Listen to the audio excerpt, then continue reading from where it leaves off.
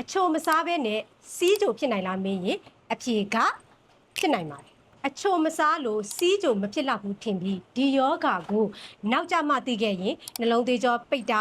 လေဖြတ်တာမျက်စိကွယ်တာကြောက်ကက်ပျက်စီးပြီးတချို့လူနာတွေမှာဆိုရင်ခြေထောက်ဖြတ်ရတဲ့အဆင့်ထိဖြစ်သွားနိုင်တဲ့ type 2 diabetes mellitus လို့ခေါ်တဲ့အမျိုးအစားနှစ်စီးကြိုယောဂါဆိုတာဘာလဲတကယ်တော့type 2 diabetes mellitus လို့ခေါ်တဲ့အမျိုးအစားနှစ်စီးကြိုယောဂါဆိုတာအချိုပဲစားလို့ဖြစ်ရတာမဟုတ်ရပါဘူးကျမတို့ခန္ဓာကိုယ်မှာရှိတဲ့အင်ဆူလင်လို့ခေါ်တဲ့ဟော်မုန်းနဲ့လို့ဖြစ်ရတာပါအင်ဆူလင်ကိုကျမတို့ခန္ဓာကိုယ်က pancreas လို့ခေါ်တဲ့မုတ်ချိုအိတ်ကထုတ်ပေးပါတယ်အင်ဆူလင်ရဲ့အလုပ်လုပ်ပုံကကျမတို့ခန္ဓာကိုယ်ရဲ့ကိုစားလိုက်တဲ့အစားအသောက်တွေကရရှိတဲ့တကြားတက်တွေကိုခန္ဓာကိုယ်ရဲ့နေရအနှံ့အပြားကိုပို့ဆောင်ပေးပါတယ်ဒါပေမဲ့လူကနေတိုင်းထမင်းအများကြီးစားတဲ့အခါအချိုရည်တွေအများကြီးတောက်တဲ့အခါအချိုများစားတဲ့အခါကော်ဖီလက်ဖက်ရည်အများကြီးစားတဲ့အခါမှာ pancreas ကအလုပ်လုပ်ရတာပင်ပန်းလာပြီးအင်ဆူလင်ကိုကောင်းကောင်းမထုတ်ပေးနိုင်တော့ပါဘူးအဲ့ဒီအခါကျမတို့စားလိုက်တဲ့အစားအသောက်တွေကတကြားတက်တွေသွေးကြောထဲမှာစုပုံလာတာကိုစီးကြိုတက်တယ်လို့ခေါ်ပါတယ်ကြာလာရင်အဲ့ဒီပိုနေတဲ့တကြားတက်တွေကို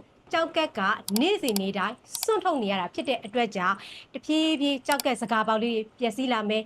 နောက်ဆုံးကြောက်ကက်အားနေတဲ့အထိဖြစ်နိုင်ပါတယ်ဒါကြောင့်စီးကြိုသမားတွေမှာစီးခဏခဏသွားမယ်ရေခဏခဏစားမယ်လူကပိန်လာမယ်အာယုံကြောတွေအားနေလာမယ်မျက်စိအမြင်ဝါလာမယ်ခြေထိတ်လက်ထိတ်လေးတွေထုံကျင်လာမယ်အထူးသဖြင့်ခြေမခြေထိတ်နောက်ကျောဘက်တွေမှာအနာဖြစ်ခဲ့ရင်ကျေးဇူးပြုပြီးမကုတ်ဖက်ပါနဲ့စီးကြိုလူနာတွေမှာအနာဖြစ်ခဲ့ရင်တာမန်လူတွေအတွက်အနာကျနှုတ်အရန်နှေးလို့ဖြစ်ပါတယ်အရေးကြီးဆုံးတစ်ခုသိရမှာက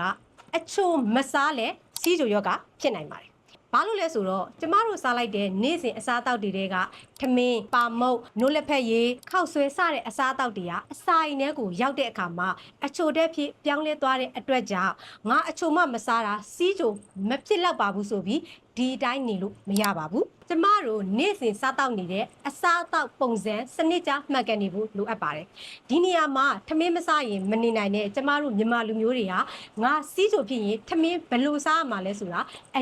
ရေးကြီးလာပါတယ်အဲ့ဒီအခါကျမလူနာတွေကိုအမြဲ recommend လုပ်လို့ရှိတဲ့ easy diabetes plate method ဆိုတာရှိပါတယ်သူကထမင်းပကံကို၄ပုံပုံရပါမယ်ပထမတစ်ပုံမှာထမင်းကစတီးစွန်း၈စွန်းပါရပါမယ်ဒုတိယတစ်ပုံမှာအသားငါပရိုတိန်းတစ်ခုခုပါရပါမယ်တတိယတစ်ပုံမှာကျတော့ဟင်းသီးဟင်းရွက်များများပါရပါမယ်စတုတ္ထတစ်ပုံမှာကျတော့အသီးနှံတစ်စိမ့်လောက်ပါရပါမယ်ဒါကစီးကြိုကိုထိန်းဖို့အရန်အသုံးဝင်တဲ့စားတောက်တဲ့နီလန်တစ်ခုဖြစ်ပါတယ်။ဒါအပြင်အစာမစားခင်နဲ့စားပြီးအချိန်မှာစီးကြိုကိုပုံမှန်တိုင်းကြည့်ပေးဖို့လိုအပ်ပါတယ်။အစာမစားခင်တိုင်းတဲ့စီးကြိုက120နဲ့120အောက်ရှိရင်တော့ဒါကြောင့်စီးကြိုကတကယ်ပျောက်ကင်းနိုင်လားမေးရင်အဖြေက